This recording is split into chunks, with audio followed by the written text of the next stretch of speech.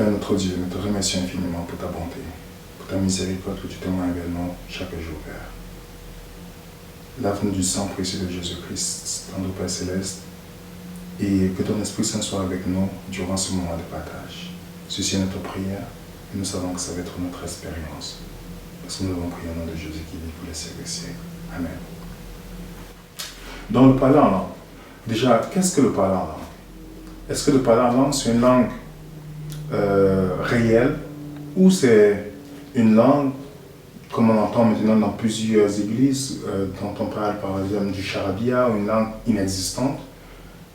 Qu'est-ce que la Bible enseigne à ce sujet? Avant d'entrer dans le cœur même des versets que les personnes utilisent pour expliquer ce phénomène, je veux d'abord qu'on aille dans le contexte de ce que Jésus-Christ lui-même voulait faire comprendre à ses disciples à ce sujet, avant d'aller graduellement dans les écrits de Paul.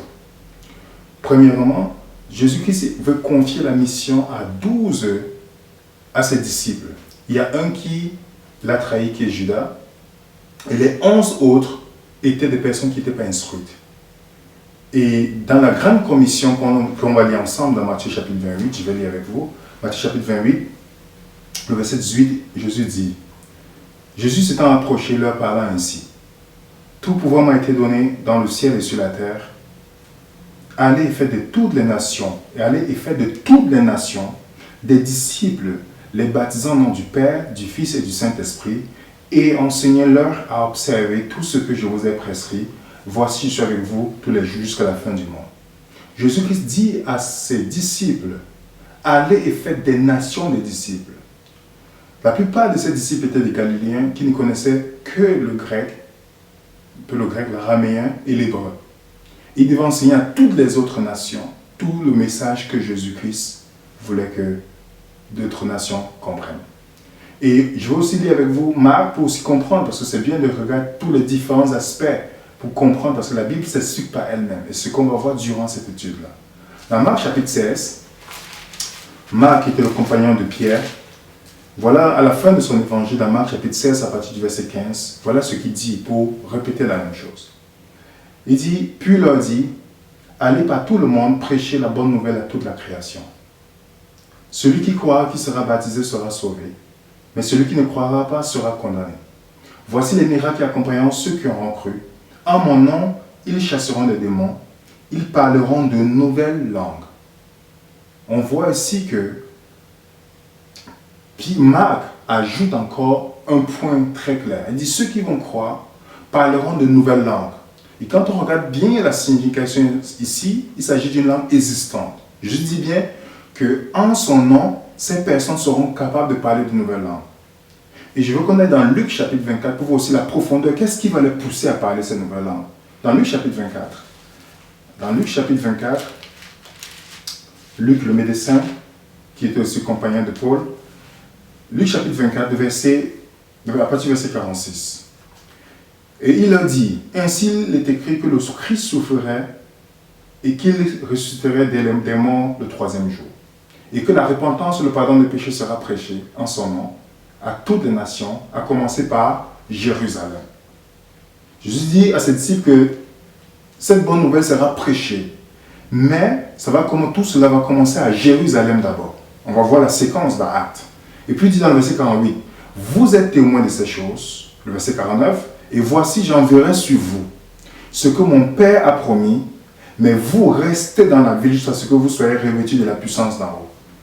Jésus-Christ donne ici un point. On voit dans Matthieu 28, comme il dit allez. Dans Marc, allez. Mais Luc donne encore un point. Avant d'aller, il devait rester d'abord à Jérusalem pour recevoir la puissance d'en haut. Cette puissance qui est le Saint-Esprit qui devait leur permettre de prêcher l'évangile. Et allons justement dans Actes, où tout cela s'est passé. Actes chapitre 1er, on voit que Jésus-Christ répète toujours la même chose. Je vais lire avec vous, Actes chapitre 1er, le verset 6, pour entrer dans le contexte, dans le verset 5, il dit, car Jean a baptisé d'eau, mais vous, dans peu de jours, vous serez baptisés du Saint-Esprit. Alors les apôtres réunis lui demandèrent, Seigneur, est-ce en ce temps que tu rétabliras le royaume d'Israël? Il leur répondit, Ce n'est pas à vous de connaître les temps ou les moments que le Père a fixés de sa propre autorité, mais vous recevrez une puissance, le Saint-Esprit, survenant sur vous, et vous serez mes témoins, où d'abord à Jérusalem, dans toute la Judée, et dans la Samarie, et jusqu'aux extrémités de la terre. Donc, le Saint-Esprit, les disciples devaient attendre à Jérusalem premièrement, pour recevoir la puissance du Saint-Esprit, être témoins déjà de cette puissance-là à Jérusalem. Cette puissance qui va leur permettre de prêcher à d'autres nations. Cette puissance qui va leur permettre de faire avancer l'évangile pour que toute la création puisse comprendre cette bonne nouvelle que Dieu a donnée en Jésus-Christ. Alors, allons maintenant à Jérusalem pour comprendre les premiers endroits où cette prophétie se réalise. Cette promesse se réalise. Dans Actes chapitre 2, dans le verset 1er, ça c'est la Pentecôte.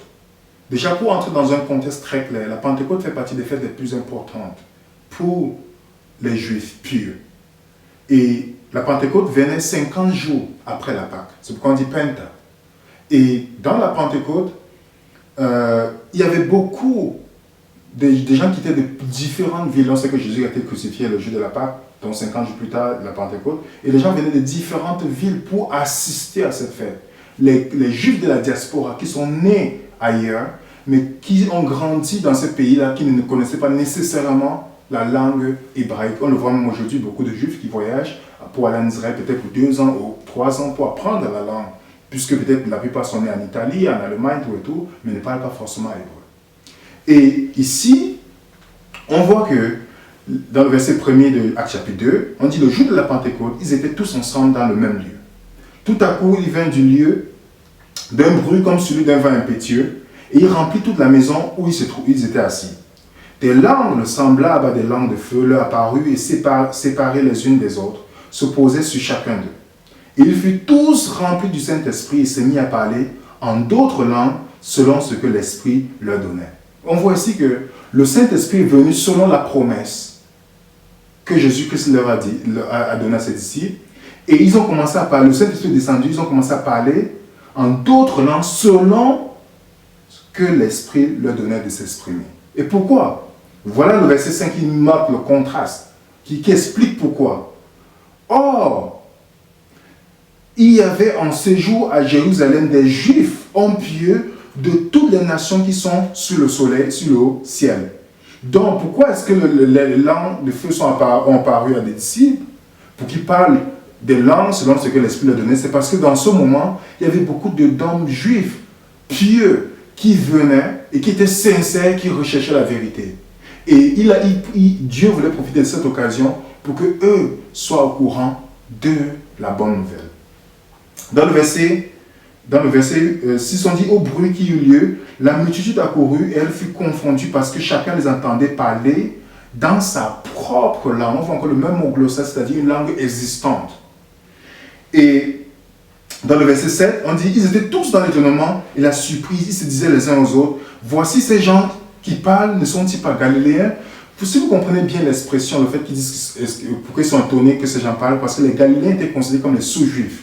C'est les Juifs les moins considérés. Alors ils sont surpris que ces personnes qui n'ont pas fait les grandes études devant les rabbins et autres choses, parlent des langues et ils ont une connaissance extraordinaire. Alors c'était normal que ces gens soient surpris. Et voilà, dans le verset 7, pour continuer, il dit, ils étaient tous dans l'étonnement. Il a surpris qu'ils se disaient les uns aux autres, voici ces gens ne parlent-ils pas, ces gens qui parlent ne sont-ils pas galiléens? Comment les entendons-nous dans notre propre langue à chacun, dans notre langue maternelle? Est-ce qu'il s'agit d'une langue du charabia ou d'une langue existante? Lisons par exemple le verset 9 qui nous explique les langues, qui nous parle des langues dont les disciples ont parlé avec d'autres.